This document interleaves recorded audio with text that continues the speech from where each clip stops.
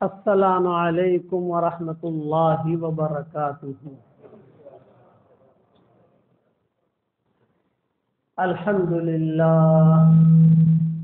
للہ نحمده ونستعینه ونستغفره ونؤمن به ونتوکل علیہ ونعوذ باللہ من شرور انفسنا ومن سیئات اعمالنا ونعوذ باللہ من شرور انفسنا ومن سیئات اعمالنا ونعوذ باللہ من شرور انفسنا ومن سیئات اعمالنا من يهده الله فلا مضل له ومن يضلله فلا هادي له ونشهد أن لا إله إلا الله وحده لا شريك له ونشهد أن سيدنا ومولانا محمدا عبده ورسوله صلى الله عليه وعلى آله وأصحابه وبارك وسلم تسليما كثيرا كثيرا.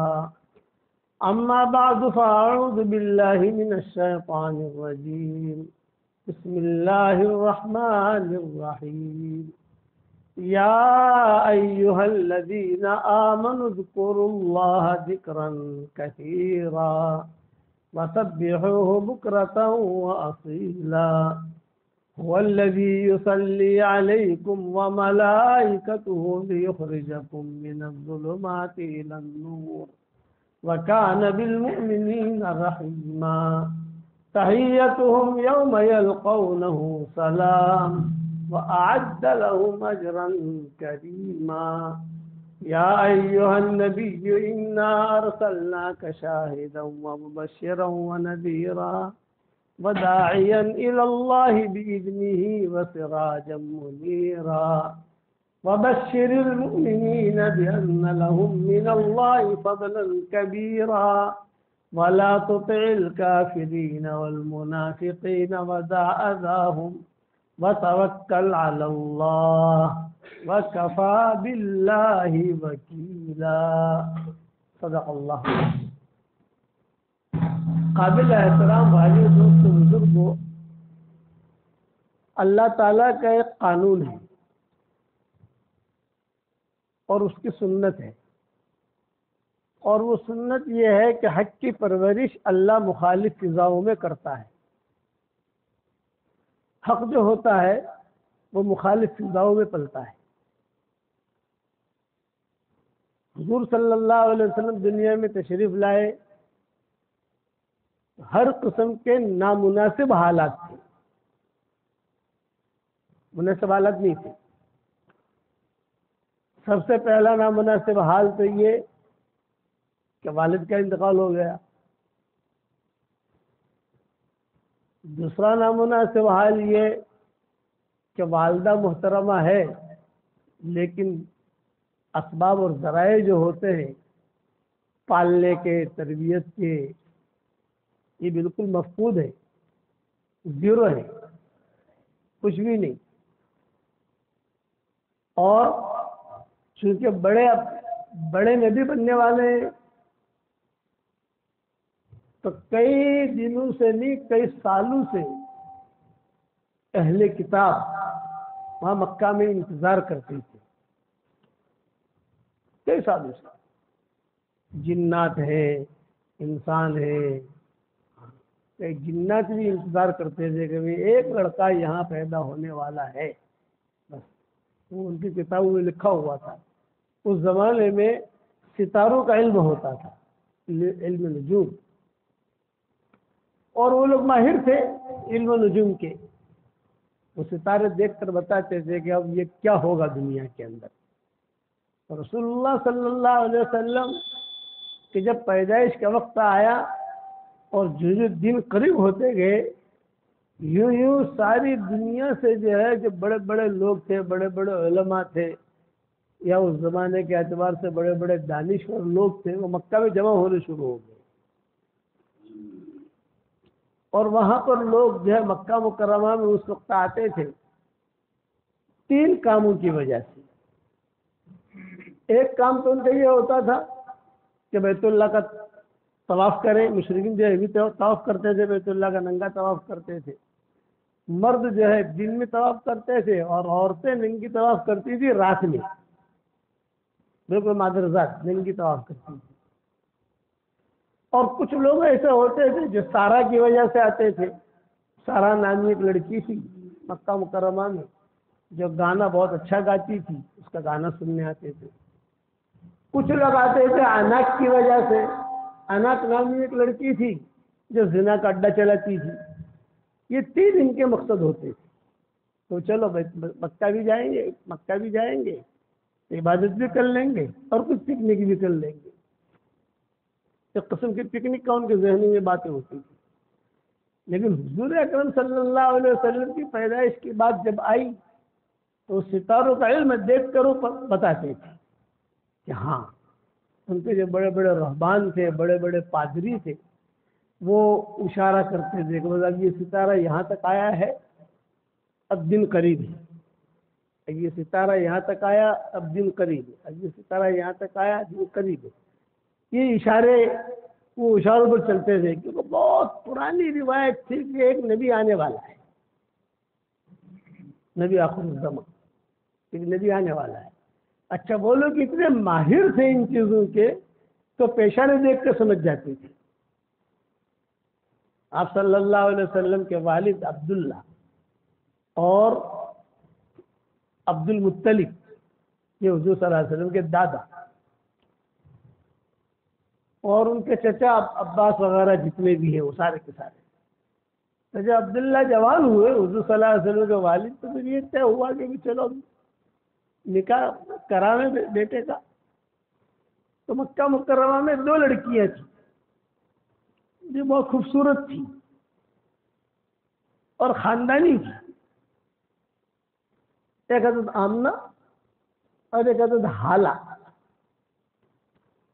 یہ 2 لڑکیاں تھیں. تو عبد المطلب نے کہا، عبد المطلب کا بھی ایک مقام تھا، مکہ کے والی تھے وہ.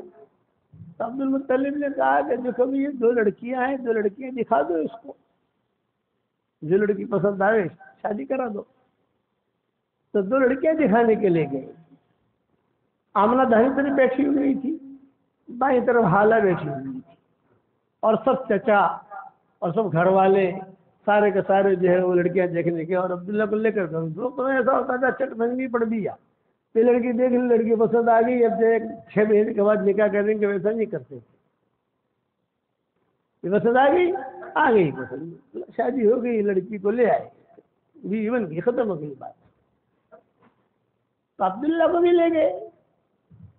خدا کا نظام کیسا چلتا ہے یاد رکھنا.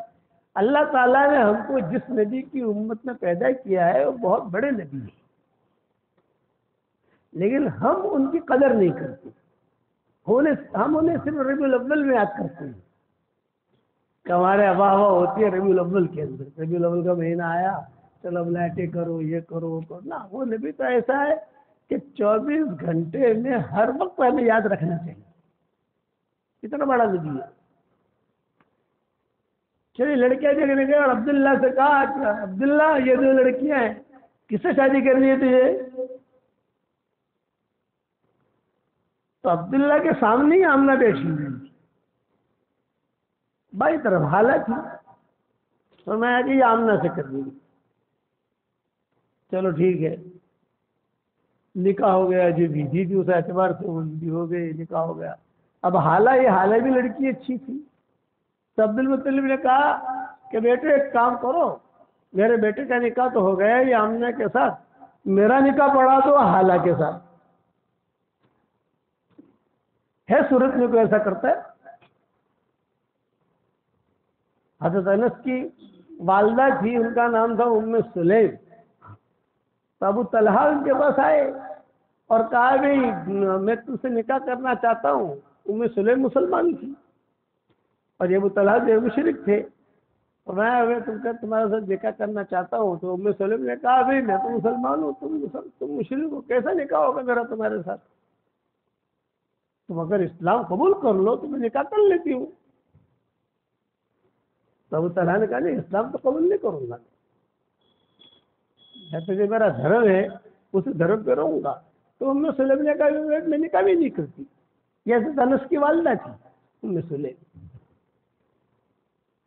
چلے گئے ابو طلحہ, لیکن چونکہ نظر پڑ گئی تھی اور یہ ام سلیم بہت خوبصورت بھی تھی ماشاء اللہ, اور خوبصورت بھی تھی, ان کا جو ہے خدمت کرنے کا ایک مادہ بھی تھا, اور ایک ہی لڑکا تھا انس بن مالک, اور کوئی تھا نہیں, چھوٹی عمر کے تھے انس بن مالک رضی اللہ تعالی عنہ. ام سلیم نے انس بن مالک سے کہا کہ ابو طلحہ کہاں گیا ہے؟ تو وہ تو گیا, کوئی بات نہیں. پھر آئے ابو طلحہ, یہ کہا کہ چلو میں سوچتا ہوں, گھر والوں کو پوچھتا ہوں. جب تک تو مسلمان نہیں ہوگا میں نکاح نہیں کروں گی. مسلمان ہو. 3 دن کے بعد آیا کہ اچھا چلے مسلمان ہونے کے لیے تیار ہوں. تو ام سلیم نے کہا کہ یہ بہت اچھا تیار ہو تو مجھے بھی تم پسند ہو, اور آپ نے بھی مجھے پسند کیا ہے. چلو آپ اگر مسلمان ہو جاتے ہو تو میں ایک ہدیہ دیتی ہوں تمہیں. یہ حضرت انس کی والدہ نے کہا ایک ہدیہ دیتی ہوں. کیا ہدیہ دے؟ کہ میرا مہر معاف. مہر معاف. بہت اچھا. اب یہ بات طے ہو گئی, مسلمان ہو گئے. جب مسلمان ہو گئے تو یہ ابو طلحہ, تو انس بن مالک کی جو والدہ ہے انہوں نے انس بن مالک سے کہا کہ یا انس زوجنی مع ابو طلحہ, اے انس میرا نکاح ابو طلحہ کے ساتھ کرا دو. تو انس بن مالک نے اپنی ماں کا نکاح پڑھایا ابو طلحہ کے ساتھ, اور حضور صلی اللہ علیہ وسلم کو اطلاع ہوئی. تو حضور صلی اللہ علیہ وسلم بہت خوش ہوئے, بہت برکت کی دعائیں دی, اللہ بہت برکت دے, بہت یہ کرے وہ کرے. چنانچہ اتنا قرب ملا ابو طلحہ کو بھی حضور کا, اور ام سلیم کو بھی, اور انس بن مالک کو تو قربت ہے ہی ان کا, تو خادم تھے حضور صلی اللہ علیہ وسلم کے. مکہ مکرمہ سے مدینہ منورہ جب ہجرت کر کے حضور صلی اللہ علیہ وسلم تشریف لائے تو ہر آدمی نے جا کر ہدیہ پیش کیا. کسی نے کپڑا دیا, کسی نے دودھ دیا, کسی نے کھجوریں دی, کسی نے برتن دیے, کسی نے نبی آئے ہیں, نبی آئے ہیں, نبی آئے ہیں, ہر ایک. تو ام سلیم تھی, انہیں کہا میں تو غریب ہوں, بیوہ ہوں, میں کیا دوں بھائی, میرے پاس کچھ نہیں ہے. تو حضرت انس بن مالک کو لے کر آئی اور کہا ہاتھ پکڑ کر, اور حضور کے ہاتھ میں ہاتھ دے دیا. کہا حضرت سب لوگ تو بڑے بڑے ہدیے دیتے ہیں, میرے پاس میرے بیٹے کے علاوہ کچھ نہیں ہے, یہ میرا بیٹا انس جو ہے یہ آپ کی خدمت میں ہدیہ. تب سے وہ حضور صلی اللہ علیہ وسلم کے ساتھ تھے, مرتے دم تک حضور کے ساتھ رہے, خدمت کرتے, یہ کرتے, گھریلو کام کرتے. چنانچہ گھریلو روایت جو ملتی ہے وہ انس بن مالک سے زیادہ ملتی ہے. وجہ کیا, گھریلو سب چیزیں دیکھتے تھے, وہ روایت بیان کرتے تھے انس بن مالک جو ہو. تو اتنا قرب ہوا کہ حضور صلی اللہ علیہ وسلم کبھی کبھی انس بن مالک کو کہتے تھے کہ انس آج قیلولہ میں ام سلیم کے کمرے میں کروں گا. گرمی ہوتی تھی, میں آج قیلولہ وہاں کروں گا, میرا بستر وہاں تیار کرنا. قیلولہ جو ہوتا تھا وہ 5 گھنٹے کا نہیں ہوتا تھا. آج کل ہمارے یہاں تو قیلولہ 4 گھنٹے کا کرنا, قیلولہ آدھا گھنٹہ بہت ہو گیا. کہ بھی ظہر کی نماز سے لے کر عصر تک سونا, یہ نہیں. یہ قیلولہ ہے کہ آدمی نے کھانا کھایا, نماز پڑھ لی, نماز کے بعد آدمی آدھا گھنٹہ سو جائے. میرے والد صاحب رحمۃ اللہ علیہ ہم کو کہتے تھے وہاں مرکز نظام الدین میں کہ بیٹا قیلولہ کر لو, لیکن قیلولہ آدھے گھنٹے سے زیادہ نہیں ہوتا ہے. اور بولے میں تو جو ہے نا ایسا قیلولہ کرتا ہوں, دیکھ ایسا کر کے ایک لگا کے ان سے ہو جاتے تھے, یہ میرا قیلولہ, بعد میں کام میں لگ جاتا ہوں.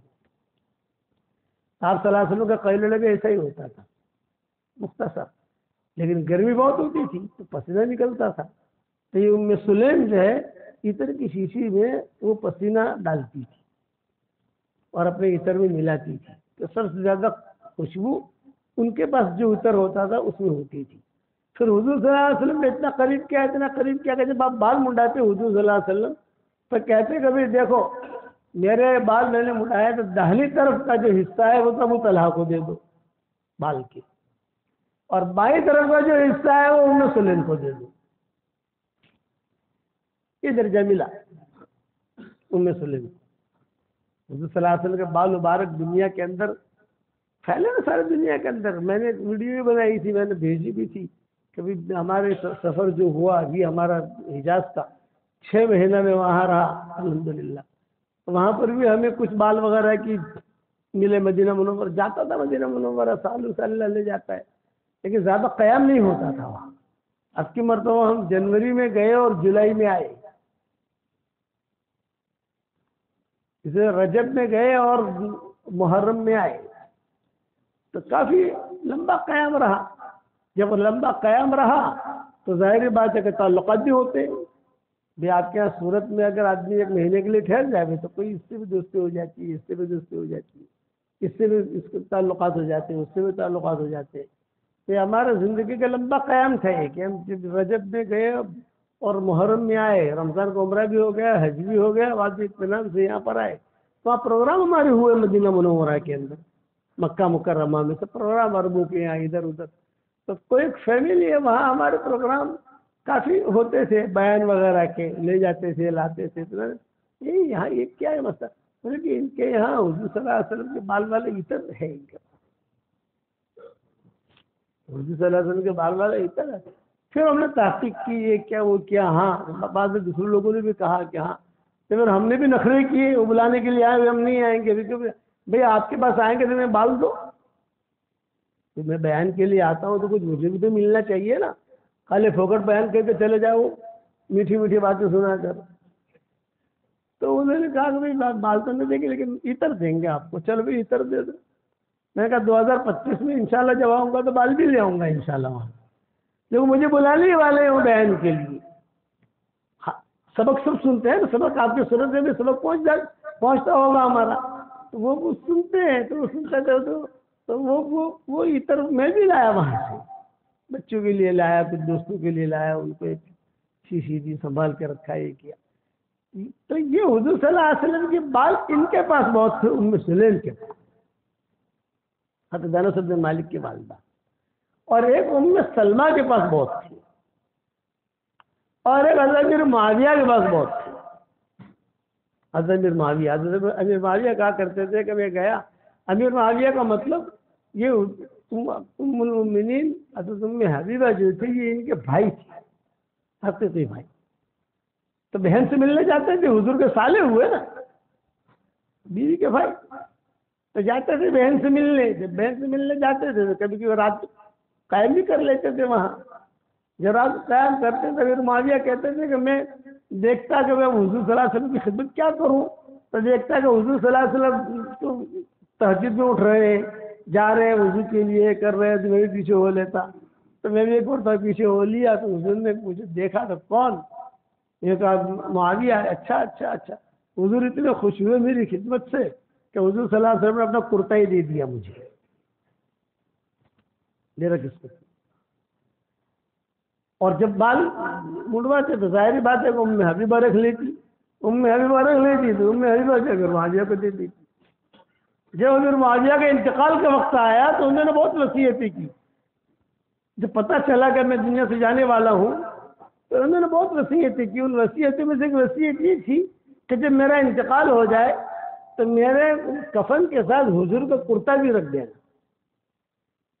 اور یہ بال ہے حضور صلی اللہ علیہ وسلم کے، یہ میرے ناکوں میں، میری پیشانی پر، میرے رخساروں میں، اسے صرف لگا لینا بس، تاکہ اللہ پوچھے کیا لایا ہے تو میں کہوں گا بھی خالی ہاتھ آیا ہوں، کچھ ہے نہیں میرے پاس، لیکن تیرے نبی کا کرتا اور تیرے نبی کے بال لے کر آیا ہوں.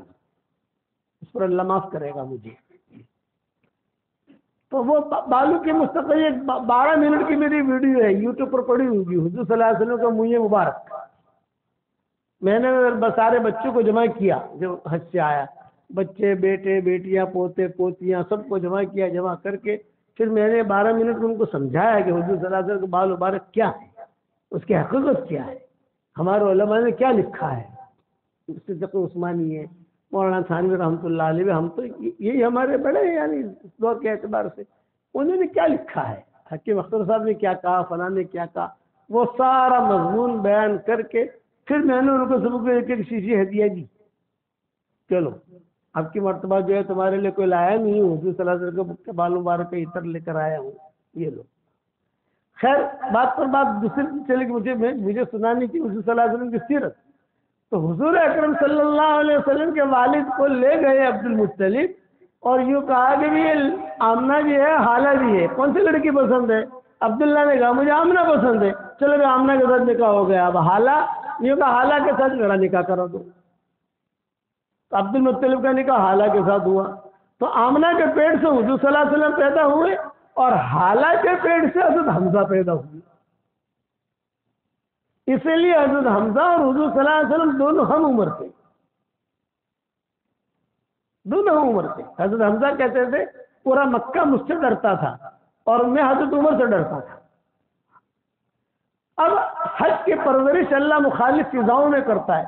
جو جس دن حمل کے قریب آتے جاتے تھے، بھی والد کا تو انتقال ہو گیا، حضور صلی اللہ علیہ وسلم کے مدینہ منورہ میں قبر ہے ان کی۔ حضور صلی اللہ علیہ وسلم کے والد کی قبر جو ہے یہ مدینہ منورہ میں ہے، اور والدہ کی قبر جو ہے مقام ابوا میں ہے۔ باقاعدہ ابھی تک حکومت نے بہت حفاظت کے ساتھ سنبھال کے رکھی ہے حضور کے والد کی قبر۔ حالانکہ یہ لوگ ایسی چیزیں سنبھالتے نہیں ہیں، تو آپ جانتے ہو ان کا مزاج مسجد میں گرا دیتے اسے سنبھال کے رکھا ہے۔ اسے کوئی دلی سے وہاں پہنچ بھی نہیں سکتا جب تک کسی کو پتہ نہ ہو کہ یہ جگہ ہے۔ ہم جیسا آدمی پہنچ جائے گا انشاءاللہ، لیکن عام آدمی، عام حاجی وہاں نہیں پہنچ سکے گا، اسے پتہ ہی نہیں ہے کہ کہاں ہے، اندر اندر اندر کر رہے۔ لیکن انہوں نے باؤنڈری لگا دی ہے کہ حضور کے والد کی قبر ہے یہاں پر حفاظت کے ساتھ۔ تو آپ صلی اللہ علیہ وسلم کا پیدائش کے لیے وقت آیا تو علماء نے لکھا ہے کہ بڑے بڑے نصارہ کے علماء، یہودی کے علماء نہیں، مکہ مکرمہ میں نصارہ رہتے تھے اور مدینہ منورہ میں یہود رہتے تھے، اور مشرکین دونوں جگہ رہتے تھے، مکہ میں بھی ہوتے تھے وہاں بھی ہوتے تھے۔ تو بڑے بڑے علماء جو ہے وہ آ کے ٹھہر گئے۔ اب وہ ٹھہر گئے تو سارا سمجھی کہ شاید میرا گانا کو آرڈر ملے گا، انک سمجھی کہ کوئی مجھے آرڈر ملے گا، لیکن کچھ نہیں، بس وہ ٹھہر رہے۔ تو لوگوں نے کہا بھی تم کیا ٹھہر گئے؟ ہم عبادت کے لیے آئے، ایک ہی جملہ کہتے عبادت کے لیے آئے۔ جب حضور صلی اللہ علیہ وسلم پیدا ہوئے تو کتابوں میں، تاریخی کتابوں میں یہ لکھا ہے کہ بیت اللہ کی دیواریں جو ہے وہ گری اور گر کر کھڑی ہو گئی۔ اہل کتاب تھے یہ لوگ، یہ سمجھ گئے کہ لڑکا پیدا ہو گیا۔ اب انہوں نے مکہ مکرمہ میں کوئی چھوٹی سی بستی تھی، دیکھنا شروع کیا، تحقیق کرنا شروع کیا، تو کہا قریش میں سے، ہاں قریش میں سے پیدا ہونے والا ہے، تحقیق کرو۔ عبد المطلب کے پاس گئے تو عبد المطلب بڑے تھے، عبد المطلب زندہ تھے اس وقت میں۔ عبد المطلب کا انتقال اس وقت ہوا جب حضور صلی اللہ علیہ وسلم کی عمر 8 سال کی تھی۔ آپ 8 سال کے ہو گئے، اور جو ہے کتابوں میں لکھا ہے کہ تحقیق بولے ہاں ہمارے گھر میں اللہ نے ایک لڑکا دیا ہے۔ بولے ہم دیکھ سکتے ہیں؟ ہاں دیکھ سکتے ہو آپ۔ تو نصارہ وغیرہ دیکھنے آتے تھے، دیکھ کر آتے جو ہے وہ خالی بچوں کو جیسے اٹھاتے، یہ تو بڑے شمار ہوتے ہیں نصارہ جو ہے ان کے علماء، وہ حضور صلی اللہ علیہ وسلم کی مہر نبوت کو بھی دیکھ لیتے، یہ دیکھ لیتے، وہ دیکھ لیتے۔ بولے ہاذا ہوا ذا، یہ عربی کا جملہ ہے، ہاذا ہوا ذا، ہاذا ہوا ذا، ان کا مطلب یہی ہے، یہ بچہ ہے۔ اب یہاں معاملہ یہ ہوا کل آمنہ جو ہے اکیلی، دادا جو ہے یہ بھی غریب تھے، اتنا مال تھا نہیں ان کے پاس، رئیس تو تھے، رئیس کا مطلب بٹ ہے، زمین ہے ان کے پاس، لوگ مانتے ہیں، لیکن روکڑا تو ہونا چاہیے نا، کیش نہیں۔ آدمی جب کیش نہ ہو آدمی کے پاس، خالی زمین ہو تو کیا کرے، اس زمانے زمین تو خریدتا نہیں تھا۔ تو دادا کو یہ فکر ہوا کہ یہ بچہ جو ہے مر جائے گا، پتہ نہیں زندہ رہے گا کیا تو ہوگا، اس لیے کہ دودھ پلانے کا کوئی نظام نہیں ہے، اس کی تربیت کا کوئی نظام نہیں ہے۔ بڑے بڑے قافلے آتے تھے وہاں سے، طائف سے، قبیلے بن سعد سے آتے تھے، لیکن عورتیں آتی تھیں، سب آتے تھے، اور پورا مکہ کے اندر عید ہوتی تھی۔ جب طائف سے دودھ پلانے والیاں مکہ مکرمہ میں آتی تھی تو عید ہو جاتی تھی، شور مچ جاتا تھا، عورتیں آ گئی، مطلب ہر عورت جو اپنا بچہ دیتی تھی، وجہ کیا کہ وہ وہاں کا کشمیر، ہمارے ہندوستان کا کشمیر آب و ہوا، تو وہاں کا کشمیر وہ خوش ہو جاتے تھے، ارے عورتیں آئی تھیں۔ تو یہ حضور صلی اللہ علیہ وسلم والدہ محترمہ جو ہے، یہ حضور صلی اللہ علیہ وسلم کو بھی اچھے کپڑے پہنا کر باہر لٹا دیتی تھی۔ لوگ آویں دیکھیں، حضور صلی اللہ علیہ وسلم بھی کھیلتے رہتے تھے، چھوٹے سے تھے، لوگ آتے تھے دیکھتے تھے، سب سے پہلا سوال ایک کرتے تھے تو اس کا ابا کہاں ہے؟ لڑکا اچھا ہے، لڑکا اچھا ہے، ہم لے جائیں گے اور اس کا محنتانے بھی دیں گے، لیکن یہ کہ اس کا ابا کہاں ہے؟ تو کہتے ہیں کہ ابا کا انتقال ہو گیا ہے، تو نہیں اٹھاتا تھا کوئی۔ عبد المطلب ایک آڑ میں کھڑے ہو جاتے تھے دیکھنے کے لیے کہ بات اگر بنے تو میں تھوڑا آگے بڑھوں، کوئی بات چلے تو میں بات کروں آگے جا کے، لیکن یہ کہ وہ بات بنتی ہی نہیں تھی۔ اخیر میں حلیمہ آئی، انہوں نے بھی یہی سوال کیا کہ اس کا ابا کہاں ہے؟ ابا تو نہیں، ابا کا تو انتقال ہو گیا ہے، وہ چھوڑ کے چلی گئی۔ تو عبد المطلب آئے آمنہ کے بعد، حضرت آمنہ کی آنکھوں میں آنسو آئے، کوئی لیتا ہی نہیں میرے بچے کو، میرا بچہ ایسا یتیم ہے کہ اسے کوئی لیتا ہی نہیں ہے۔ کتابوں میں لکھا ہے کئی دن بھی چلتا رہا، صبح سے جو ہے وہ رکھے باہر، اور تھوڑا سا دودھ پلانے کے لیے اندر لاوے حضور کو، اور بھی سلا دے، اور جو ہے سب لوگ آوے دیکھیں اور یہ کریں ہاں بھائی لڑکا اچھا ہے، صحت مند ہے، یہ ہے وہ ہے، لیکن یہ کہ کوئی بات ہی نہیں بنتی۔ خدا کا کرنا کہ حلیمہ کو کسی نے لڑکا دیا نہیں، ان کے پیٹ سے بچہ تھا، حضور کو کسی نے اٹھایا نہیں۔ یہ اخیر میں آئی ہے حلیمہ، جب بات چیت شروع ہوئی تو بھاگے عبد المطلب آئے۔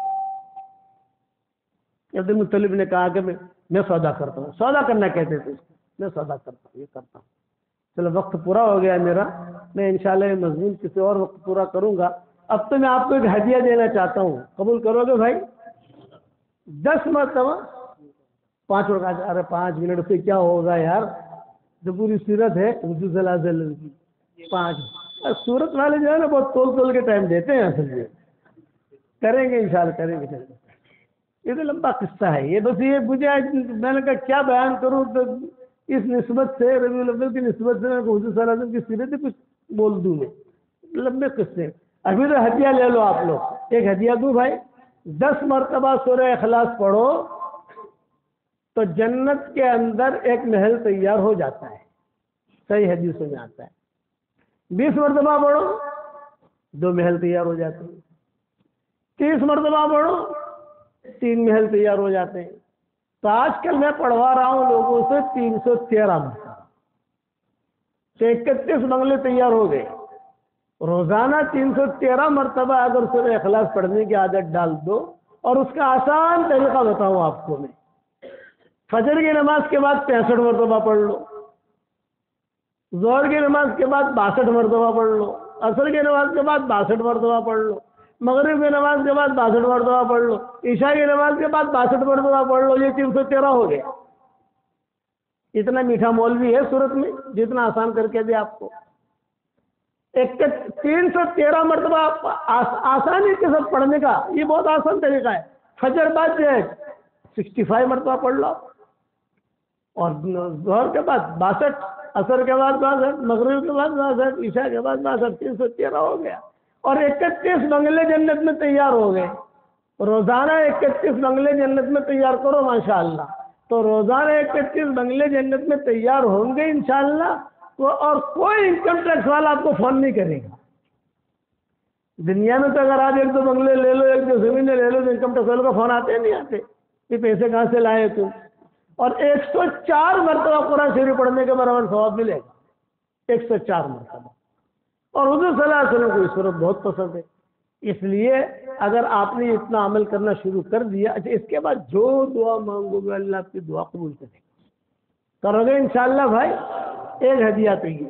دوسرا ہدیہ یہ ہے کہ آج کل لوگ بہت پریشان ہیں، کوئی جادو کے علاج میں پریشان ہے، کوئی جنات کے علاج میں پریشان ہے، کوئی بیماریوں کے علاج میں پریشان ہے، کسی کا کاروبار نہیں چلتا، کسی کی منگنی نہیں ہوتی، شادیاں نہیں ہوتی، رشتے کے لیے لوگ آتے ہیں، لوگ آ کر لڑکی دیکھ کر پھر چلے جاتے ہیں، بات بنتی نہیں ہے۔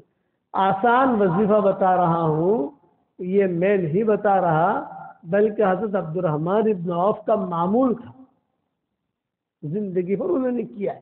عبد الرحمن ابن عوف نے، گھر کے 4 کونے ہوتے ہیں، دیکھو ہماری مسجد ہے، اس کے بھی 4 کونے، یہ قبلے کی طرف کونا ہے، قبلہ ہے، تو ہر کونے میں 24 گھنٹے میں ایک مرتبہ آیت الکرسی پڑھ لو، یا ایک مرتبہ آیت الکرسی پڑھ لو، دم کر دو، یہاں ایک مرتبہ آیت الکرسی پڑھ لو، دم کر دو، وہاں ایک مرتبہ آیت الکرسی پڑھ لو، دم کر دو، وہاں ایک مرتبہ آیت الکرسی پڑھ لو، دم کر دو۔ 24 گھنٹے میں 2 مرتبہ کرو تو بہت اچھا ہے۔ دن جب سورج ہو دنیا میں اس وقت کر لو، اور جب سورج غروب ہو جائے اس وقت کر لو، رات میں کر لو، بس اتنا کر لو تو انشاءاللہ اللہ حلال مال و منال بھی دے گا، اور یہ جتنی بھی تمہاری پریشانیاں ہیں نا، جادو کی، جنات کی، مولویوں کے پاس مت جانا مہربانی کر کے، بہت تھک گئے مولویوں سے ہم لوگ، میں خود مولوی ہوں، لیکن زیادہ عاملوں کے بعد یہ چکروں میں مت پڑنا۔ حضور صلی اللہ علیہ وسلم کی سیرت ہمارے لیے سب سے بڑی چیز ہے، حضور صلی اللہ علیہ وسلم کی سیرت۔ یہ عبد الرحمن ابن عوف کا معمول تھا۔ عبد الرحمن ابن عوف کہتے تھے کہ دیکھو اللہ نے مجھے کتنا مال دیا ہے، اور دیکھو اللہ تعالیٰ نے مجھے کیسے صحت دی۔ 4 بیویاں تھیں عبد الرحمن ابن عوف کی، جب ان کا انتقال ہوا اور ان کا ورثہ تقسیم ہوا تو اتنا سونا نکلا ہے کہ سونا کاٹنے کے لیے جو کدالی تھی وہ کدالی بھی ٹوٹ گئی، کاٹ کاٹ کے سونا تقسیم کیا، یہ تیرا، یہ تیرا، یہ تیرا۔ یہ عبد الرحمن ابن عوف، یہ ان کا معمول تھا عبد الرحمن ابن عوف کا۔ کہتے تھے کہ تم یہ کرو، تو جس نے کیا اللہ نے اس کو چمکایا۔ تو آپ کو بھی میں اجازت دیتا ہوں، اس کے حوالے سارے میں نے میری کتابوں میں لکھ دیے، بکھرے موتی میں میں نے یہ مضمون لکھا ہے، کون سی جلد میں لکھا میں بھی بھول گیا ہوں، لیکن یہ 2 چیزیں آپ پکڑ لو انشاءاللہ۔ اور آیت الکرسی کے بارے میں تو ایک بات یہ کہتا ہوں کہ کسی جنات نے بتایا، جنات میں تو بڑے بڑے مولوی ہیں نا بھائی، بڑے بڑے باپو پڑھے ہوئے انہوں نے بھی، کہ زندگی میں 1 مرتبہ 100 مرتبہ آیت الکرسی پڑھ لو آپ، بس 1 مرتبہ بیٹھ جاؤ آدھا گھنٹے کے لیے، آیت الکرسی 100 مرتبہ پڑھ لو ایک ہی بیٹھے، بس یہ ہو گیا آپ کا، آپ نے اس کی زکات دے دی، آپ کا یہ کام ہو گیا۔ 100 مرتبہ آیت الکرسی زندگی میں 1 مرتبہ پڑھ لو، بس اس کے بعد ہر فرض نماز کے بعد پڑھتے رہو، چلتے رہو، نماز بعد چلتے رہو، بولے کرنٹ آ جائے گا اس میں، جس پر پڑھ کے دم کرو گے اللہ اس کو بھی ٹھیک کر دے گا۔ اور یہ گھر کا کونے والا معمول، یہ تو میں نے آپ کو بتا ہی دیا ہے، ماشاءاللہ کر لو گے اتنا بھائی۔ تیسری ایک اہم بات یہ، میں ہمیشہ دعا کرتا ہوں اس کے لیے جو مجھے اپنی دعاؤں میں یاد رکھنا ہے۔ اگر آپ میرے لیے دعا کرو گے تو انشاءاللہ میری دعا میں پارٹنر رہو گے، انشاءاللہ میرے کام میں بھی پارٹنر رہو گے۔ چوتھی بات یہ، میری کتاب مومن کا ہتھیار، نام سنا ہوگا آپ نے، یہ کتاب صبح شام پڑھنے کی عادت ڈالو۔ اس میں نے ہر لائن کی چیزیں جمع کی، اسی لیے جمع کی کہ لوگ جو ہے نا وہ عاملوں کے پاس جاتے تھے، کالی مرغی لائیو، کالی بکری کا دودھ لائیو، کالا دھاگا لائیو، لال دھاگا لائیو، اس سے وہی امت ختم ہوگی۔ تو میں نے کہا حضور صلی اللہ علیہ وسلم کی سنت کے مطابق جو چیزیں ہیں وہ جمع کر دو نا۔ تو جب میں لکھ رہا تھا تو اس وقت میں ہمارے علاقے میں کوئی عورت تھی بیچاری، بہت پریشان تھی، کینسر کی بیماری تھی، یہ تھا، تو مولانا یوسف صاحب رحمۃ اللہ علیہ اس کے خواب میں آیا، اور اس کے خواب میں آ کر کہا، کتاب دکھائی، تو بہت پریشان ہے یہ کتاب پڑھ، مومن کا ہتھیار دکھائی مولانا یوسف صاحب رحمۃ اللہ علیہ، یہ کتاب پڑھ اللہ تجھے شفا دے گا۔ ماشاءاللہ اس سے پڑھنی شروع کی، اب تک زندہ ہے یہ کتاب، لکھے ہوئے مجھے میرے خیال سے 20-25 سال ہو گئے، کئی زبانوں میں چھپ گئی۔ اس کے پڑھنے کا اہتمام کرو گے انشاءاللہ بھائی، اللہ تعالیٰ ہم سب کو عمل کرنے کی توفیق عطا فرمائے۔ اور ہمارا دعوت کا کام سدا بہار ہے، اس میں وقت لگاؤ، اللہ کے راستے میں نکلو، کبھی 10 دن کے لیے نکلو، ایک چلے کے لیے نکلو، کرو گے انشاءاللہ بھائی۔ 313 مرتبہ بھولنا مت، فجر کی نماز کے بعد 65، پھر 62، پھر 62، پھر 62، پھر 62، ہو گیا ماشاءاللہ کام اپنا۔ اللہ